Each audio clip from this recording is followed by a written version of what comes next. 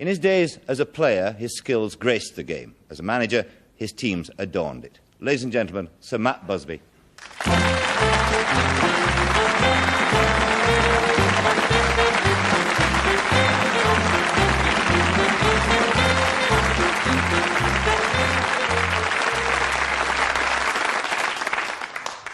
I've been reading your book this week, which is coming out, and in fact going to be serialised next week in the Express. Yes. It occurred to me, reading it, that you're the most famous man in soccer in this country, and indeed, I suppose, in the world, one of the most famous men, and yet you've always gone quietly about your business. You shun publicity in a way, don't you?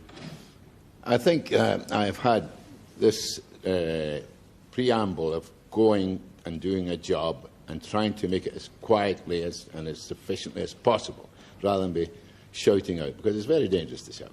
Why is it dangerous to shout out? Well, sometimes in our particular profession, being a soccer manager, every 24 hours makes you a fool. It's a fact. Every 24 hours can make you a fool, because you can forecast something and in 24 hours it's upside down. Yes. So probably this is one of the reasons why I've always said to myself, made a rule to wait for 24 hours. Yes. Well, what about somebody who doesn't wait for 24 hours, like Brian Clough, for instance?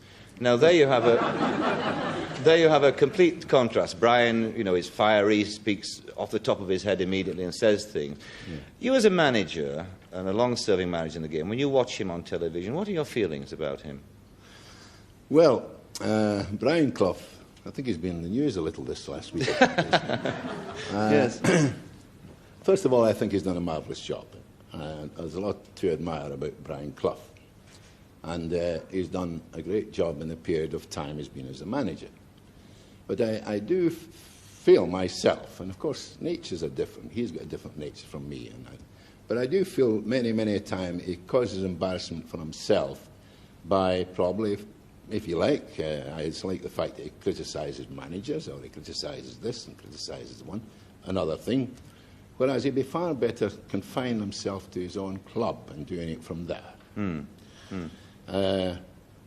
I'm sure, as we all know, he's going to Brighton this week, and I'm sure this chap has got something to offer the game. Yes. A great deal to offer the game. Yes. But, as I say, it all depends on whether it's his nature, and I suppose he can talk that way about me. Yes. Not being able to talk or shout out. You were more than a manager there. You were the boss, weren't you, really?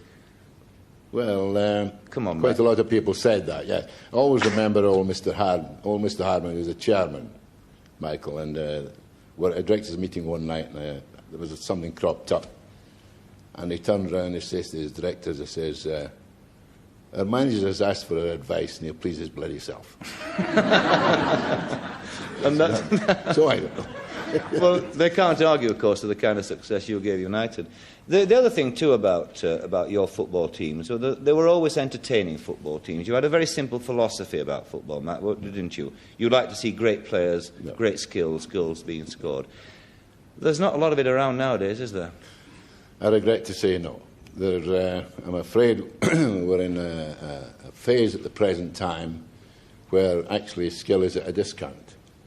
And people who have the necessary skill, talented, genius if you like, they are actually not allowed to play with this system we're playing. And the charm to me has gone out of the game, Michael.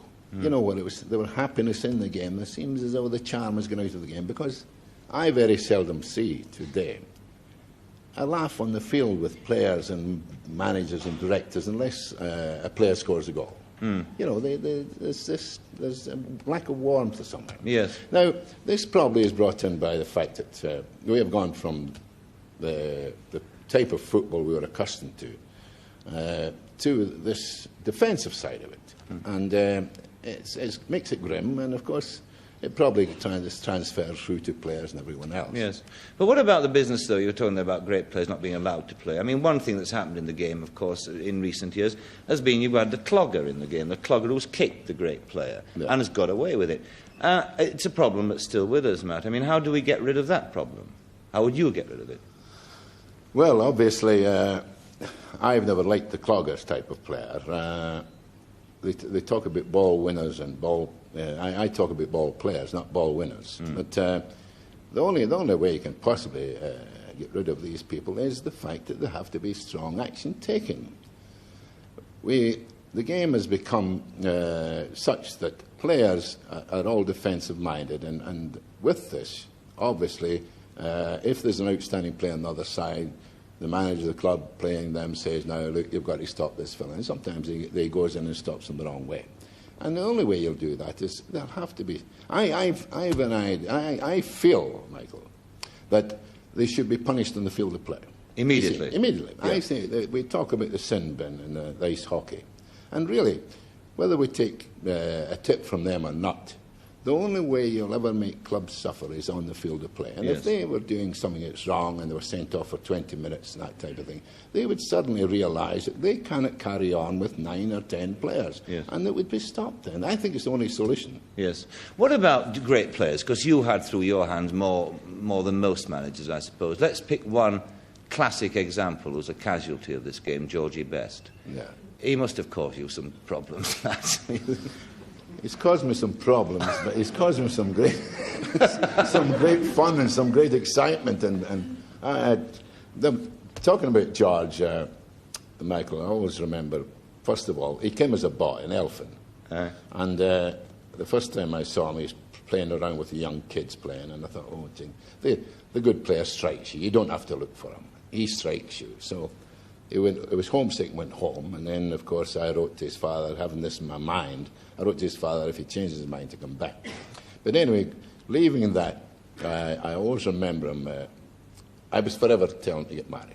Why don't you get a good girl and get married and settle down and everything else? So anyway, this particular time, we're going abroad and he's come back, and eventually he's met a girl, and I picked up the paper one morning and I see George Best to get married next week. So I went down. I couldn't get down to the ground quick enough. And when I got down there, I called him and I says, what's this all about? He says, what, boss? This in the paper this morning. You're going to get married next week. You don't know the girl 3 weeks. 3 weeks you've known the girl. He says, what's wrong with you? He says, you're always telling me you get married. He's got tremendous ability. He's a genius. He's a great. Is it the best you've ever seen, do you think, Matt? He was gifted with the most natural ability of any player I have ever seen.